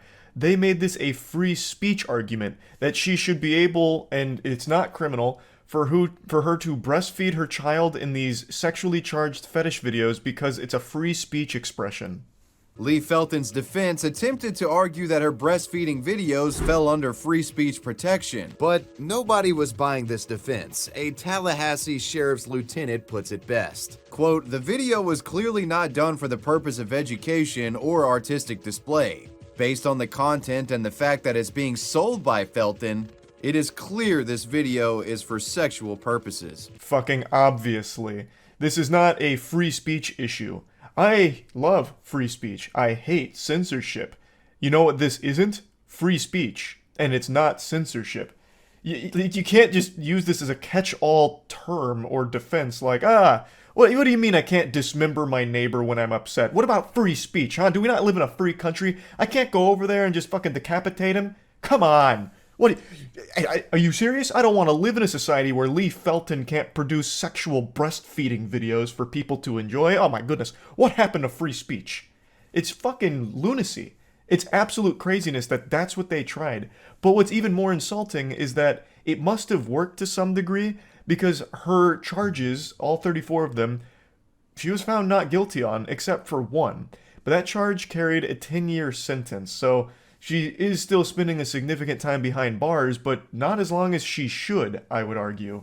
She of course lost custody of her child, but I really don't understand why they reduced the sentence so much. There was overwhelming evidence against her, with tons of videos as well as tons of receipts of the videos being sold to like 40 or 50 different clients allegedly. Like that, I still feel like 10 years was a pretty light sentence for all of this, with all of that considered, but whatever. Anyway, just wanted to talk about this because I found this to be a pretty interesting story that I'd never heard of before, so huge hats off to Wavy Web Surf for finding this and talking about it, because this was a really interesting and really fucked up one. That's about it. So yeah. Pokemon cards are a Schedule 1 drug. However, unlike its brethren in this classification, this one is completely legal. God help us all. But it's still just as potent, with the same potential to ruin your life. Sometimes it takes only a single pack to change the trajectory of your whole existence. It'll have you left with $0 and 0 bitches as you spend all of your money in every waking moment trying to get your hands on as many packs as possible as you chase the high of getting the shiny cardboard that you could sell for a $10 profit. It is sad. That's what it is. It's sad. And in a surprise to no one, there are some criminals in the Pokemon card community.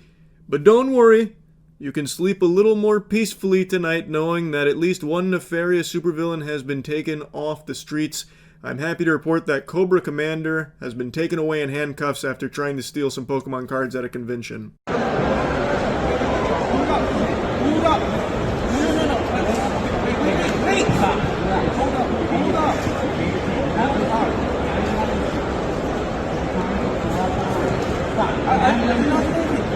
I know it's a little hard to make heads or tails of the audio and what's actually being said here. A lot of commotion on the floor. It's pandemonium. But, as I understand it, this gentle sir, tipping his fedora to the vendors, would go around and slyly take cards he didn't pay for. Rattle Pokemon actually covered this a few days ago and talked to True Collectible, who was there, and they say that they've recognized this guy from other conventions. They estimate that he's probably stolen thousands of dollars worth of stuff from vendors, and that on this occasion, they had an inkling, like this suspicion, that he might have been putting cards into his bag, so they asked to check it. He got defensive and started rolling nat ones on the charisma check, which made everyone pretty suspicious. They got security involved, and then when it's all said and done, apparently he was trying to make off with about $400 to $500 worth of cards that he swiped in across like a 2-hour time span. And after reading some comments from some other vendors at the scene here, a lot of people recognize him from other conventions, so he's kind of like a common cameo villain like the fucking box ghost of Pokemon card thieves. But this is the first time he's been caught in the act of stealing. And he almost got away with it, if it wasn't for those meddling people with eyeballs. He wasn't very good at crime. Wait, hold up 1 second, sir. One second. Hold up 1 second. Excuse me, this is not lawful. This is not lawful. This is not lawful. He's wearing a Mickey Mouse shirt, besmirching the good name of the clubhouse of Mickey and Friends. Walt Disney just turned over in his grave. This is a fucking sight for sore eyes, I tell you what. You'd never expect a Disney adult to do something like this. But he keeps trying to say, like, wait a minute, I can explain. They don't let him say his side of the story because there really isn't one. He just blatantly stole these cards. The proof is in the pudding, and the pudding is all over the place. He is, like, refusing to cooperate, so he's, like, I don't know, he's trying to break the cuffs or something there. And then he keeps saying that it's not lawful, even though it's probably about as lawful as it gets. He did just blatantly steal these cards in front of people. So, I mean, they've got him kind of dead to rights on this one, I'd say. Not a whole lot of wiggle room for a misunderstanding.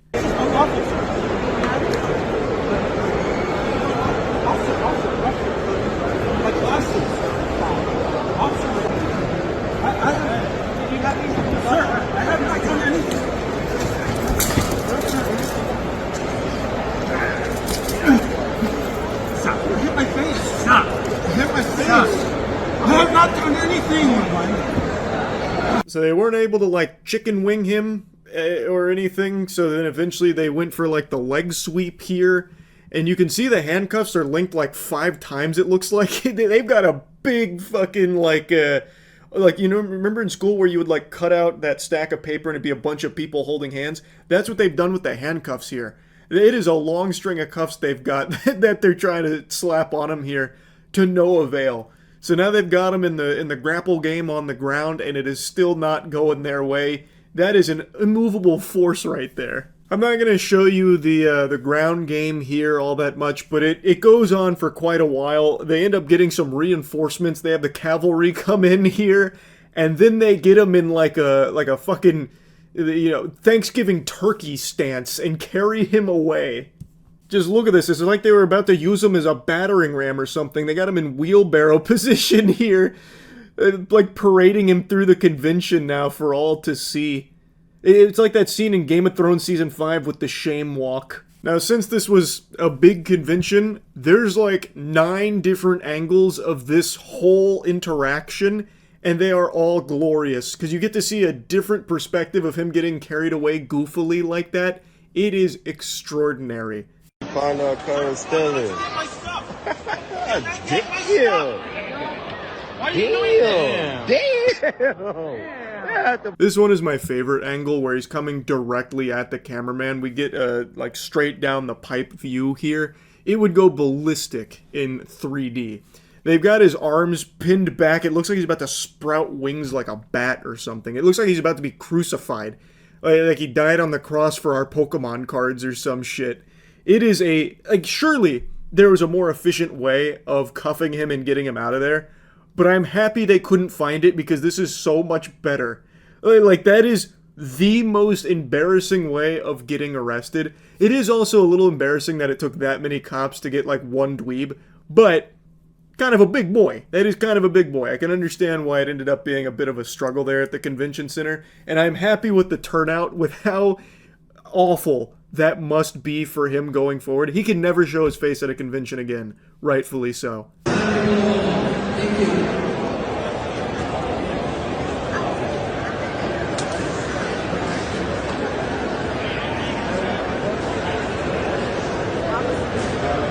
Just look at how much loot he was trying to get away with there. So this is a clip of one of the vendors going through some of the cards that were stolen from them, but it is a stash. He piled up a lot. So I think it's pretty clear what his strategy was. I'll tell you how the sausage was likely made in this case. It seems like, and based on some of the comments, he would go to booths and he would look through like the low value binder, so like dollar binder, where every card in the binder is like $1. And he would sit there for a long time flipping through the $1 cards, and the assumption is he would start swiping some of them, putting them into the bag, because when it comes to a convention like this, most people are going to be paying attention to the high value cards, like cards worth $100, $200, whereas they might not notice a couple $1 cards here and there missing, but they would notice if those really expensive ones were. So this guy was going from booth to booth here, speed running, going through these binders for like really low value cards and just going for a quantity play of getting a ton of them, is what it seems like. Because $400 to $500 with that many cards tells me he was targeting things that he knew people probably wouldn't even recognize were missing. And it almost worked, I guess, and maybe it's worked in the past, because in the Rattle Pokemon video, True Collectible seems to believe that he's probably stolen thousands of dollars worth of cards over the course of his spree. So it must have been working to a certain point, but it will no longer. This was a very public arrest with his face on full display. They had him strung up like that guy in Hellraiser, the guy that said Jesus wept. When they carried him away in cuffs here, it really looked like that scene. Like, people aren't going to forget his face, and they will definitely not be doing business with him going forward. They most likely won't even let him into a convention. So I think his days of stealing Pokemon cards are over. At least directly from vendors. I have no doubt he'll go home and start scalping Pokemon cards and probably trying to make a career selling it on whatnot. But who knows? Anyway, just want to talk about this a bit. That's it. See ya. Yes, I've seen everything that's been happening with the Liver King recently. This is someone that I've talked about over the years, and recently it's pretty clear something has happened to his mental. It's downright sad and scary, actually. He got arrested like 2 days ago now for making terroristic threats against Joe Rogan, even going so far as to travel to Austin, seemingly with the sole purpose of attacking him, or, in his words, challenging him and fighting him honorably. Or anything and everything. Because Joe Rogan, we don't have to make videos to pretend anymore. All of this is happening. We're coming to you. I've challenged you man to man to a fight. Honorable. And we don't have to pretend or make any videos. The world is watching. They'll make the videos for us. And you don't have to hold a camera. You can hold the hand of somebody that you love, because what happens next to you, you're going to need to remember that feeling. You're going to need something more than what you did. He's going around feral on all fours here, and then mentions how he's going to need the hand of a loved one to remember that feeling for what he did. But it's never clear where this even really comes from. People can only speculate and come up with game theories on what even started this in the first place, but it's very concerning behavior here. Like, the videos he's posted reminds me of the Joker tape from The Dark Knight. It feels like he's perpetually trying to cut a WWE promo targeting Joe Rogan here, but when he's doing these call-outs, it really does seem like an extreme threat against Joe Rogan's life, and a lot of it is incomprehensible. So a ton of like non sequiturs jumping all over the place, so it's incoherent. So it'll be like, you and I are going to fight one-on-one. This is a formal challenge, pugilistic, the old-fashioned way. I'm going to come over there, I'm going to rip those giant nipples right off your chest, those cow udders, I'm going to wipe my whole ass with them. And then, have you ever had a dream that you thought you had and you wanted and you didn't do anything? I think it's very clear that there is actually a serious problem that he is facing, mentally, that is.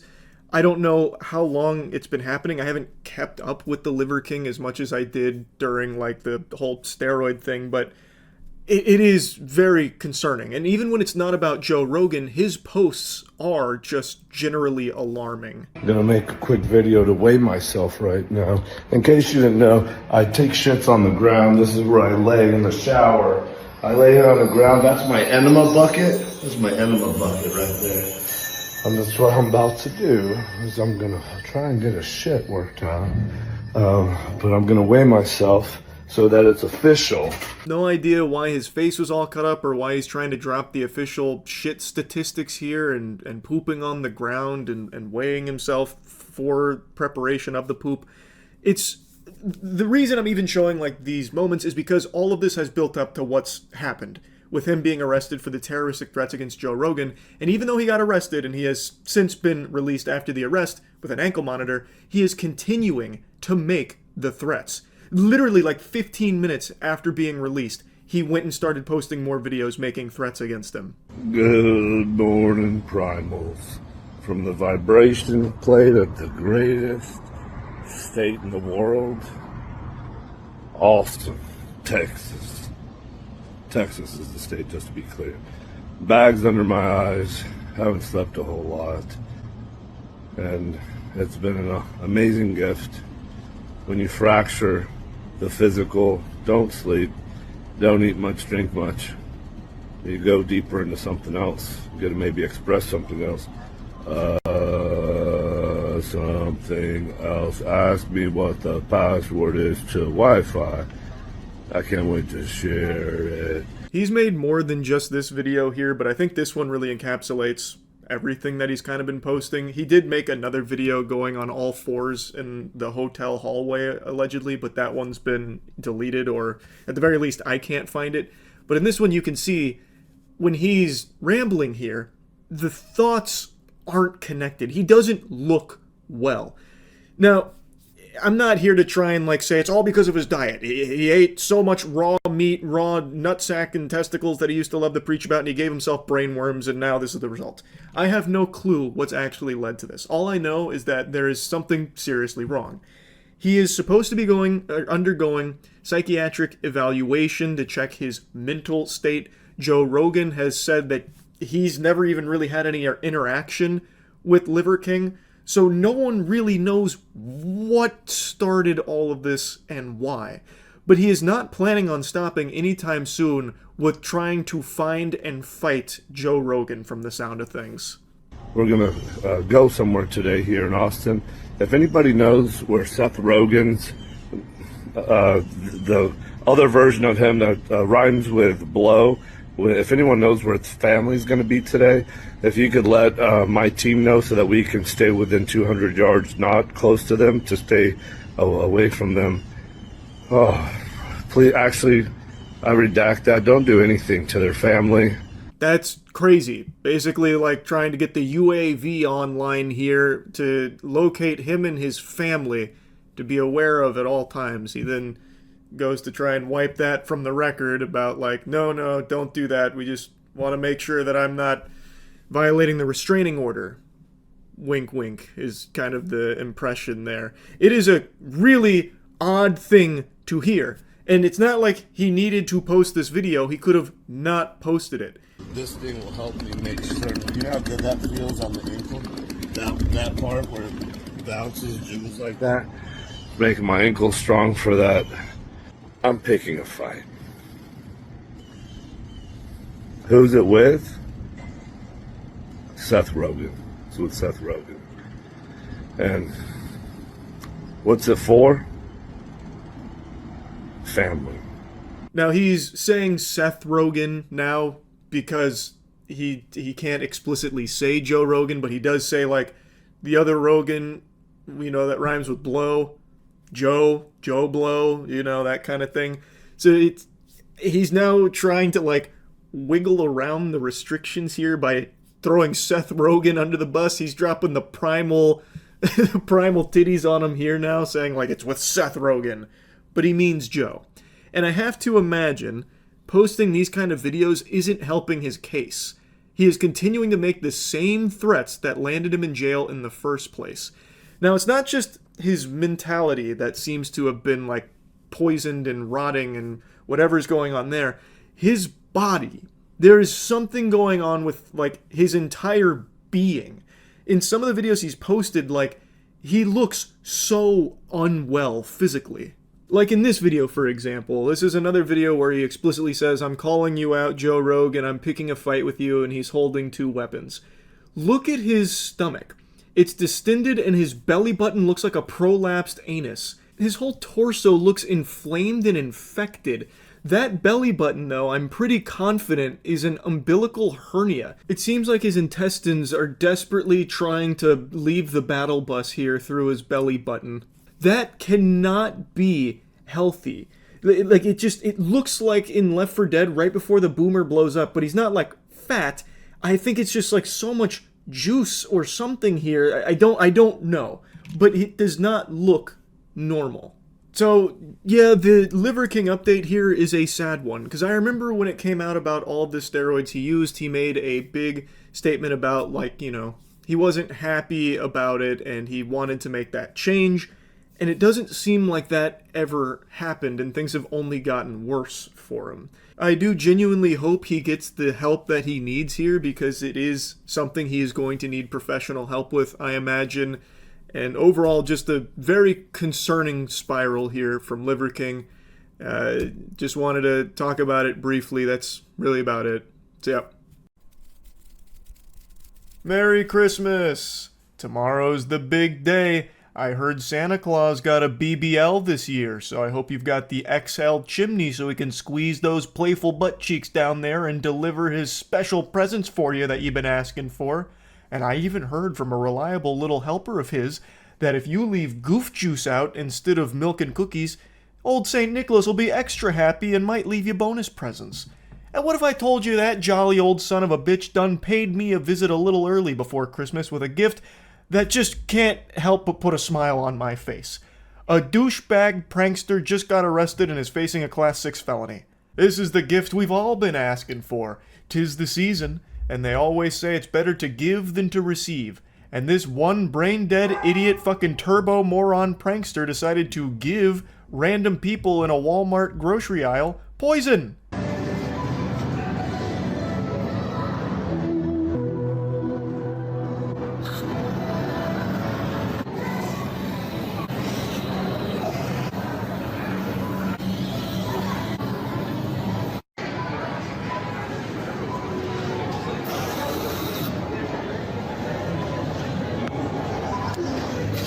Yes, spraying food with bug spray. This guy's good. He's got talent. I'm sure I don't need to educate you that bug spray isn't a safe thing to be consuming. It's literally poison. You could get very ill if you had consumed any of the food that he had sprayed with this. I don't know how someone gets this stupid. I actually don't know how that's possible. You could be chewing on raw plutonium and I don't think it could rot your brain as much as clout does. Like, this guy, his whole Instagram page is nothing but, like, committing crimes for some internet updoots. I'll go over some of his other recent stinkers here in just a moment, but I have to focus on this for a little bit here because this is unbelievable. It seems like he got inspiration from the Tylenol murderer. You remember the Tylenol murders? Well, I'm guessing this degenerate must have viewed that guy as a prankster. I'm sure all of you know the Tylenol murders, but just in case, I'll drop a quick lore recap on it. Many moons ago, there was a villain who swapped out Tylenol capsules for cyanide and then put the bottles back on the shelf. Buyers bought them, obviously not knowing they'd been tampered with, took them, and some people died from it. This is that same DNA. He is actually just poisoning strangers. He is tampering with their food with literal poison. And that's the content. Now, real quick, let's just set everything else aside here. Just throw it all into the shitter for a moment. Who watches these videos? Who is the audience? There is nothing to even be entertained by. Let's say he wasn't using poison. Let's say he walked up to the food and he sprayed it with cologne, or he sprayed it with fart spray, so it smells all yucky like ass. Well, there's still no video there. Like, what is there to even like kick your feet up at? He walks up, he sprays a little bit on it, he just spritzes it, and then he walks away. That's the whole video. What do you even get entertained by? Like, who watches it? I don't know. Like, how lobotomized could you possibly be? It is just the most boring turd burger garbage ever. Nothing is even happening in the video. Like, do you also throw your hands up when you're riding the escalator from the thrill of movement? Like, just watch some fucking jingling keys at that point. Holy Lord, it makes no sense. So even if he wasn't using poison, if he was just using anything else, it would still just be a trash video and a terrible prank. I don't understand who even watches this. Like, I can almost wrap my noodle around kids being entertained by douchebags harassing people in public, because they'd look at that and be like, whoa, he's bad. He's being so naughty, holy shit. But this, and this guy's whole page, which has hundreds of thousands of followers, is just another level of incomprehensible, embarrassing hoopla. Like, it's painful. If you tried to train AI on this guy's pranks, the AI would probably kill itself because it wouldn't want to subject itself to more torture and being trained on these kind of pranks. Anyway though, Goofball's being charged with 3 different crimes, a class 6 felony, introducing poison, and 2 misdemeanors, criminal damage and endangerment. From what I understand, he could face between 5 to 20 years from what I've read for this. I am hoping they don't play softball here. Like, there needs to be some kind of precedent set that you can't just fucking poison people for a prank. Like, come on. So what happened is he filmed himself grabbing a can of bug killer, which was Hot Shot Ultra Bed Bug and Flea Killer. Then he sprayed it on fruit, vegetables, and cooked chicken. He didn't pay for the chemical spray or the contaminated food, and then he left. Apparently he had posted the video and was shocked by the reaction that people had to it. They weren't too pleased with what he'd done. According to police, once he left, he began to see comments online saying how horrible the act was, and he decided to return and collect the items. What a saint. Now, before the charges were filed, apparently the fresh food was thrown away right after, and no one was poisoned, which is actually a miracle, because there was quite a bit of time that passed between him spraying the shit with poison and leaving the store. The defendant returned about 10 minutes after he sprayed the items and attempted to collect the items he had sprayed, placed them in a shopping cart, and wheeled them back to the rear of the store to try and prevent people from taking the contaminated items.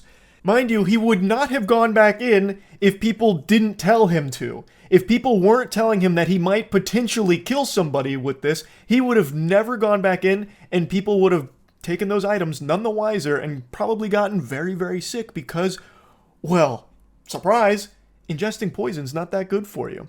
And 10 minutes is a good bit of time to have passed with those contaminated items on the shelves. I can ejaculate like 3 or 4 times in 10 minutes. It's reasonable to assume that within that time frame, someone might have come in and taken one of those items and gotten super sick from it. This guy has a fucking chug jug of idiot potion at his house, and he is drinking that every single evening. How can you be so dumb that you didn't recognize that spraying poison on food can hurt people? And how could you have possibly thought even your dumbest members of your audience would think that that was a good prank? So yeah, this isn't like a small whoopsie-daisy type thing. This is something that he really needs to face real repercussions for. There needs to be an example made out of someone that does shit like this. At some point, like, we have to come together and say enough is enough. Now, TikTokers and Instagram losers are poisoning people for content. Like, there's gotta be a point where you're like, okay, we're not going to play softball. You're going to get the 5 to 10 years. Because that's what he's facing from what I've read. It's like a 5 to 10 year potential sentence. And he should absolutely get it. He should not be able to get off easy for this. Before showing you some more of his dog shit, I'd like to show you something that's probably going to make you even more furious at this guy. He admitted that he can earn between $6,000 to $10,000 a month for doing acts like these and posting them on social media. He is making substantially more money than most people working right now, just from going out there attempting to poison strangers or harassing workers or just harassing people going about their day-to-day life.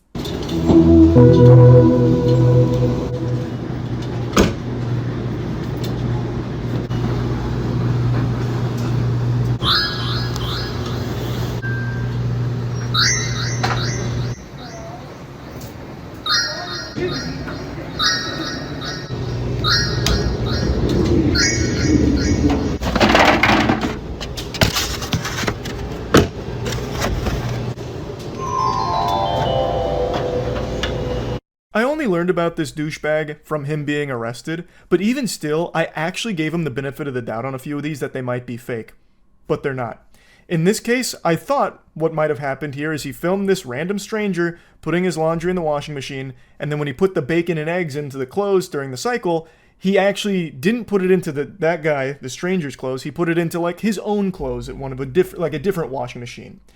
Which would still ruin the washing machine too, like that still would be destructive, but wouldn't be nearly as bad as just ruining this man's night, ruining his clothes at the laundromat. But what an imbecile I was for thinking that this guy might not be a gigantic asshole all of the time. His whole purpose is just making strangers' lives miserable for his content. He actually did just completely fuck this guy in the face, ruining his laundry, and you can confirm this because the guy comes in and puts his clothes in washing machine number 19, engages the cycle, and walks away. Then this douchebag comes over with the bacon and eggs, throws it into washing machine number 19, and re-engages the cycle.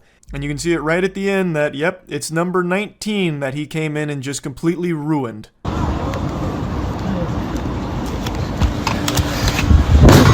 This is one of his shorter ones where he nearly performs a halo assassination here on this worker that's cleaning off a bench. So he jumps on him from the top turnbuckle here while he is cleaning and could have easily have broken this guy's arm. He was cleaning the table and then jumps on the area where he is still actively cleaning. If he had stretched his hand out even an inch further, he would have had his hand broken, finger broken, or arm broken.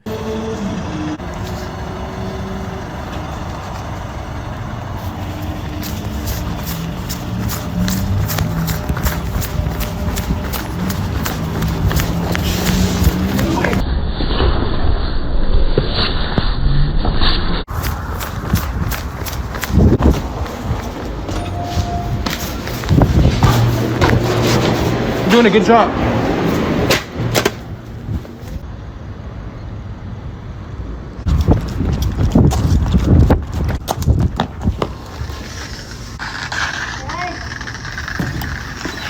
This is his bread and butter content. This is his favorite thing in the world. He loves fucking with fast food workers. He doesn't even treat them like human beings. He treats them as less than NPCs.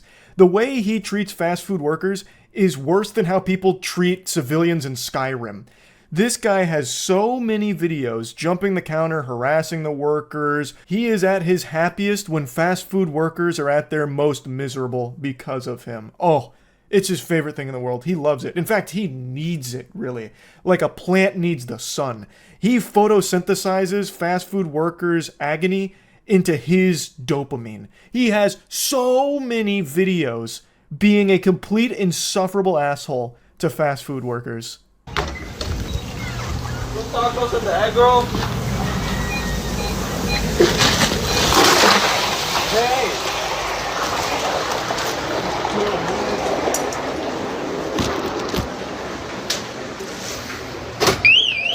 A bathroom? Bathroom 7287.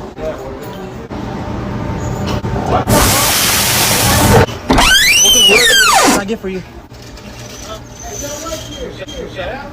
On a burrito? I got you. This guy super sucks. You get the idea. I don't need to keep showing you a montage of his degeneracy.